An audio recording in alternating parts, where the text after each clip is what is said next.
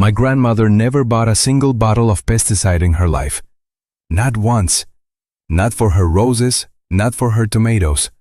Not for the long row of kale that ran along the south fence of her half-acre yard in rural Virginia. She gardened for 60 years, and I never once saw her lose a crop to aphids. I didn't ask her how. I assumed she was just lucky, or that gardening was simpler back then, or that the bugs were different.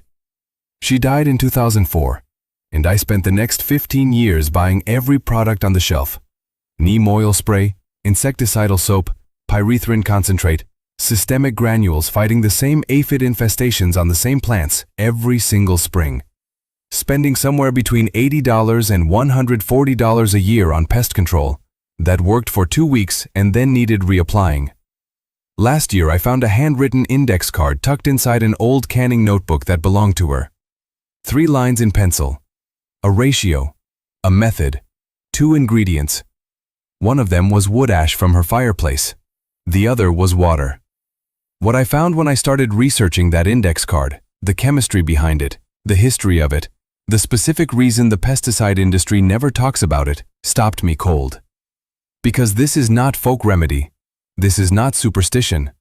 This is applied chemistry that the Romans documented and that modern soil scientists have confirmed. And it costs exactly nothing if you have a fireplace, a wood stove, or access to a neighbor who does. The problem with what you're buying.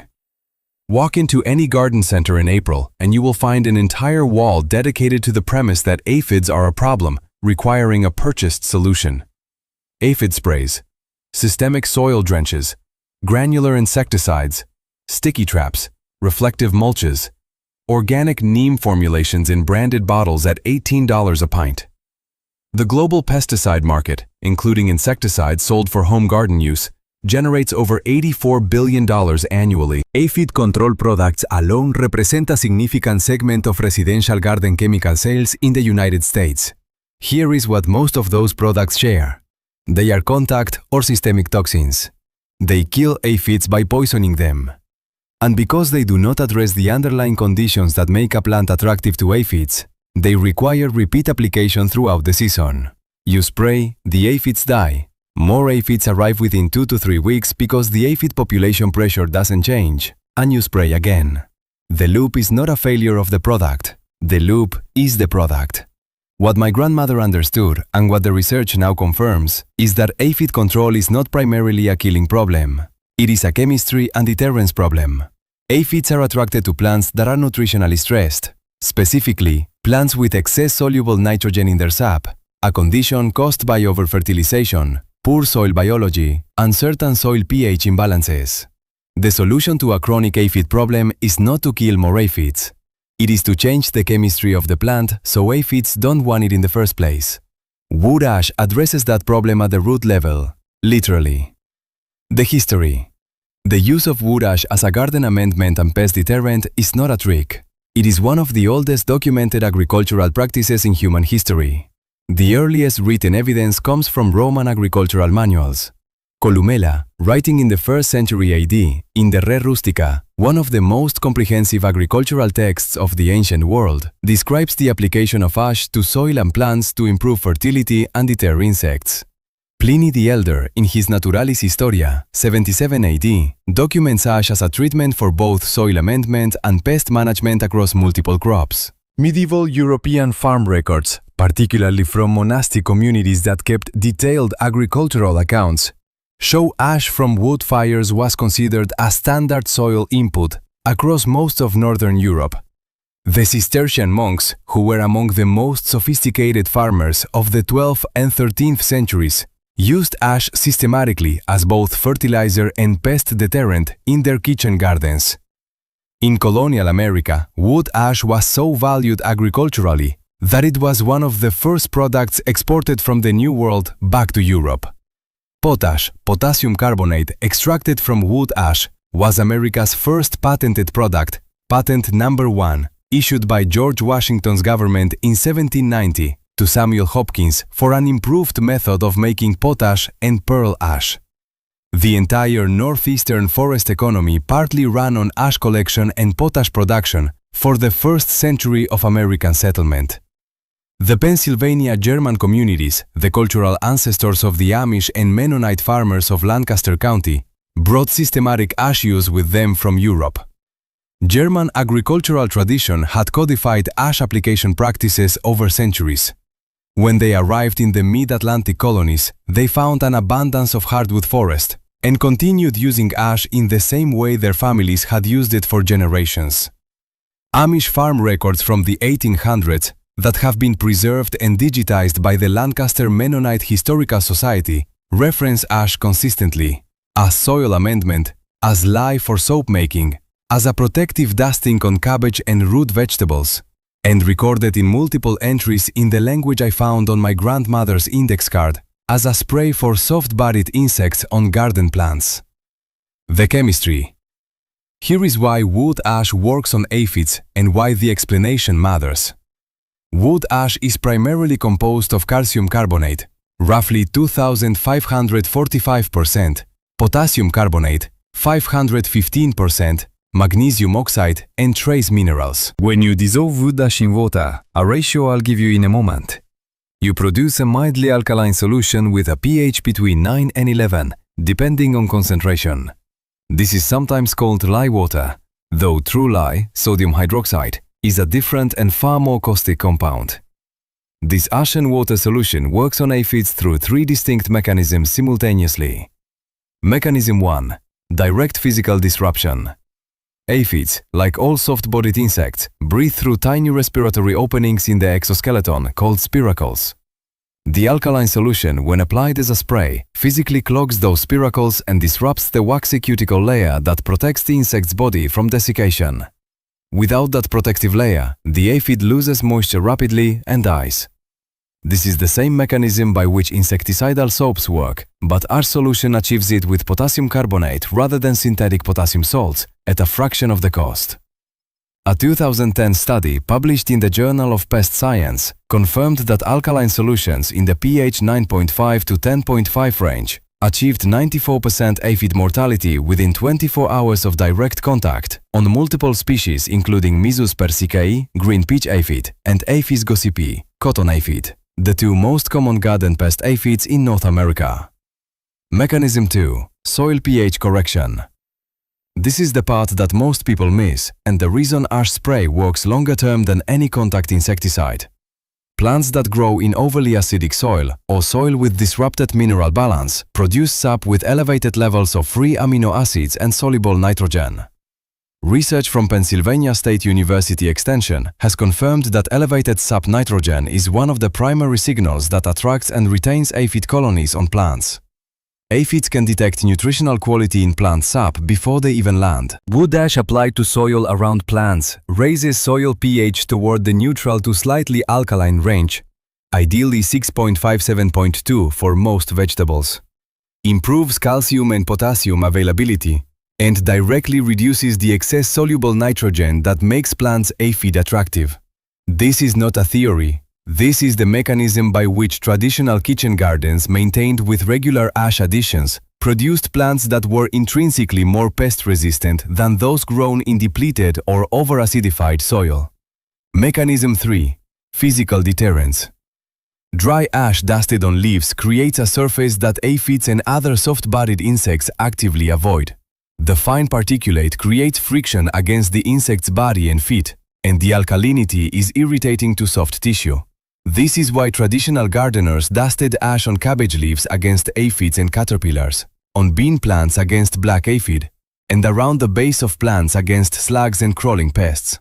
Combined, these three mechanisms explain why my grandmother's index card worked not just on aphids, but as a whole garden management tool that addressed pest pressure at multiple points simultaneously. The formula 1131-530. My grandmother's card said, 1 good handful to a gallon, soak overnight, strain, spray in the morning. That's it. Those were the instructions she had kept for decades, written down once and never changed, because she never needed to change them. Let me translate that into precise modern terms, because the ratio matters. The basic ash spray formula. 1 cup of hardwood ash, from untreated wood only, no painted wood, no plywood, no pressure-treated lumber. 1 gallon of water. Optional. 1/2 teaspoon of liquid dish soap as an emulsifier and additional spherical blocker. Combine the ash and water in a bucket or jar. Stir vigorously for 2 minutes. Let it steep for a minimum of 8 hours overnight is ideal. The longer it steeps, the more potassium carbonate and calcium compounds dissolve into the water. After steeping, strain through a fine cloth or coffee filter until the liquid runs clear. A cloudy spray will clog your sprayer nozzle within minutes. Apply with a spray bottle or garden sprayer in the early morning before the day heats up. Spray the undersides of leaves where aphid colonies actually live and the stems where aphids cluster. Coat thoroughly but don't saturate to the point of runoff. What you will observe. Within 68 hours of application, aphid movement slows visibly. Within 24 hours, the majority of the colony will be dead or has vacated the plant. Unlike synthetic pesticides, which leave a residue that continues killing beneficial insects long after application, the ash spray degrades quickly. Rain neutralizes it within 2,448 hours. Sun breaks down the remaining alkalinity within a day or two. This means it is safe for pollinators as long as you apply in the early morning before bees are active and avoid direct application to open flowers. This is the same practice instruction found in every traditional account of ash spray use. Morning application was standard, not by accident. The traditional gardeners understood empirically that daytime spraying harmed bees, even if they didn't have the chemical vocabulary to explain why. The dry dust method. For aphids on cabbage, kale, broccoli, and other brassicas, the dry ash method is often more effective and even simpler. Sift dry wood ash through a fine strainer to remove large chunks. On a calm morning when there is no wind, dust the fine ash directly onto the affected plant's undersides of leaves, included using a soft brush, a flour sifter, or simply your hand. Reapply after rain. Amish kitchen garden records from the Lancaster Mennonite Historical Society include repeated references to this exact technique on brassica crops, noted in farm logs as a routine spring and fall practice rather than a crisis response. They did not wait for the aphids to arrive, they dusted the plants at transplanting and again after 2 weeks. The aphid problem they were managing was largely self-managed before it started. Soil application. Once per season, in early spring before planting, work 2 to 3 cups of dry wood ash per square yard into the top 4 inches of soil in beds where aphid-sensitive plants will grow. This addresses the root cause, soil pH and mineral balance, rather than the symptom. Penn State Extension recommends wood ash as a liming agent at this rate for acidic vegetable garden soils, and notes it as equivalent in effect to agricultural lime, though faster acting. Do not apply ash near acid-loving plants, blueberries, azaleas, rhododendrons, potatoes. For everything else in the vegetable garden, moderate ash addition is beneficial. The industry angle. I want to be clear about something before I continue. The products on the garden center wall are not fraudulent. Neem oil works, insecticidal soap works, pyrethrin works. The chemistry is real. What they share with ash spray is the mechanism. They are alkaline or physically disruptive solutions applied to soft-bodied insects. What insecticidal soap does with potassium fatty acid salts, ash solution does with potassium carbonate. The aphid cannot tell the difference. The molecular outcome is largely the same. A 32-ounce bottle of commercial insecticidal soap at a major garden retailer currently costs between $12 and $18. The active ingredient is potassium salt of fatty acids at 12% concentration. A gallon of ash spray containing potassium carbonate at a similar effective concentration costs the price of a gallon of water and a cup of ash that would otherwise go in the trash.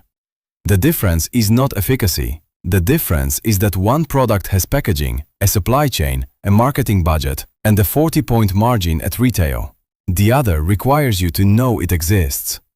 And this is the mechanism by which old knowledge disappears. It doesn't get suppressed in a dramatic way. It gets drowned out. The garden center wall is louder than your grandmother's index card. The catalog with glossy photos of damage-free vegetables ships to your door before anyone tells you that the answer was in your fireplace all along. Real-world results. Let me tell you what happened when I used my grandmother's formula for the first time last season. I had a colony of green aphids on my brandywine tomato seedlings, about 24 plants, all of them showing the curled leaves and sticky honeydew residue that signals an established aphid infestation. I had caught it late. The colony was heavy. I made a single gallon of ash spray on a Thursday evening, strained it Friday morning, sprayed every plant top and bottom in about 40 minutes. By Friday evening, I could see the difference. The dense green clusters on the undersides of leaves were thinning. By Saturday morning, the aphids were gone from every plant I had treated. Not reduced, gone. I have not used an insecticide on those tomato beds since. I added 2 cups of ash to each bed in early spring. I dusted the transplants once at planting. That is the complete pest management program for those beds this season at a cost of $0. I ran an informal comparison with 2 beds I did not treat with ash planted with the same tomato variety, same soil, same watering schedule. Those beds had aphid reinfestation by early June and required 2 applications of insecticidal soap to clear. The ash-treated beds had none. I want to be precise. I am not claiming this is a controlled scientific study. I am telling you what I observed and what my records show. The formal research literature, which I have linked in the description, supports the mechanism I observed. But your garden is your garden. Try it this season and watch what happens. The broader lesson. My grandmother didn't know what potassium carbonate was. She didn't know the word spiracle. She had never read a study in the Journal of Pest Science. She knew that ash from the winter's firewood, dissolved in water and put in a spray bottle, kept the aphids off her roses. She knew it because her mother had taught her, and her mother had learned it the same way. A piece of practical knowledge passed down through 4 or 5 generations of women who grew food and managed pests without a garden center in driving distance. That knowledge was almost lost with her. It is only because of a handwritten index card inside a canning notebook that I found it at all. Think about how much similar knowledge exists right now in similar notebooks in the homes of grandparents and great-grandparents across this country. Written down once, never digitized, never posted anywhere, sitting in a box in someone's basement. The Amish do not have this problem. They have community. They have continuity. The knowledge doesn't live in a notebook. It lives in practice, passed from hands to hands, season to season. Every spring planting is also a lesson. Every harvest is also a transmission. We lost that continuity in 1 or 2 generations. What I'm doing in this series, and what the seed savers and natural farmers and homesteaders I've spent the last 2 years talking to are doing, is trying to recover some of it before the last people who hold it are gone. Here is what I want you to do today. Not this weekend, today. If you have a fireplace, wood stove, or fire pit, collect the ash. Store it in a sealed container. A metal bucket with a lid works perfectly. Keep it dry. You now have raw material for the most effective, safest, and cheapest aphid management system you will ever use in your garden. If you don't have a wood burning source, ask a neighbor. Ask someone on your local community board. In cold climate regions, ash is often treated as disposal waste. People are frequently glad to give it away. Make 1 jar of ash spray this week, even if you don't have an aphid problem right now. Mix it, steep it, strain it, and label the jar. Have it ready.